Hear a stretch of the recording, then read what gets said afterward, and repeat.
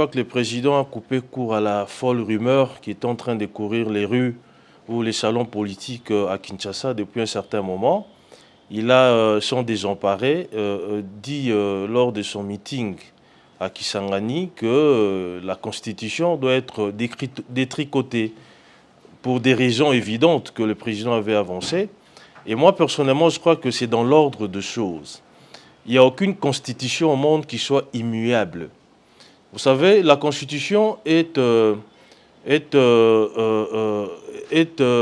faite par des hommes, bien entendu, et elle ne peut pas être parfaite jusqu'à rester en application ad vitam aeternam. Donc, la Constitution répond à un certain nombre de conditions, un certain nombre de valeurs, de mœurs, par exemple.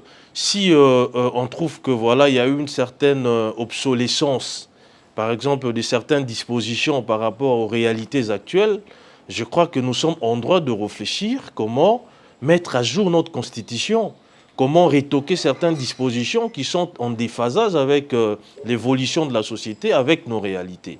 Vous savez, même la constitution la plus rigide au monde, la constitution américaine, a été détricotée plus d'une fois, vous comprenez. J'ai même suivi récemment, il y a un débat aux États-Unis par rapport à ce qu'on appelle les grands électeurs là. C'est un vieux système qui a montré ses limites, qui a atteint sa maturité. Et aujourd'hui, ils veulent, bien entendu, passer au suffrage universel direct. Vous comprenez? Et pour que la population, au lieu que les grands électeurs décident du sort de celui qui sera président aux États-Unis, mais la population doit souverainement décider, faire un choix sur celui qui va présider aux destinées des États-Unis. Il y a un débat comme ça, vous comprenez? Donc c'est naturel qu'au Congo, par exemple, nous puissions réfléchir aussi, étant donné que notre constitution a atteint ses limites et que je n'entre pas dans le détail par rapport à certaines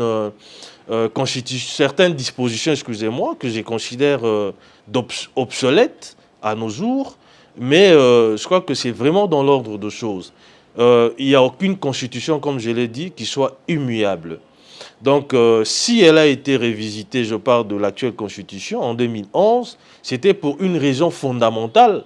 Je prends par exemple la disposition qui consacrait les 2 tours. Nous sommes passés des 2 tours à un seul tour. Cette disposition-là, ou les raisons qui avaient milité à la révisitation de cette disposition étaient quand même loisibles, étaient justifiables. Il s'est posé un problème de moyens pour organiser 2 tours, et ça a quand même simplifié les choses. L'argent qui pouvait servir à l'organisation du 2e tour pouvait ou pourrait ou serait affecté, par exemple, à la construction de routes ou aux problèmes cruciaux que rencontre notre population.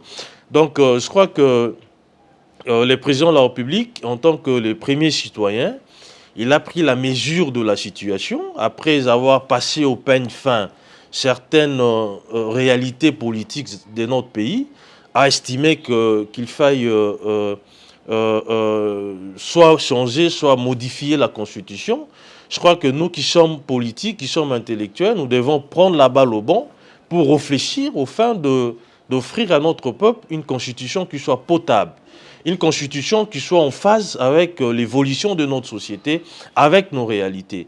Donc c'est un peu ce que je pourrais dire par rapport à... Je sais que c'est un sujet clivant, un sujet qui polarise quand même les Congolais, mais le plus important ici, c'est d'offrir à notre pays un cadre juridique qui lui permettrait, bien entendu, de marcher comme sur de roulettes.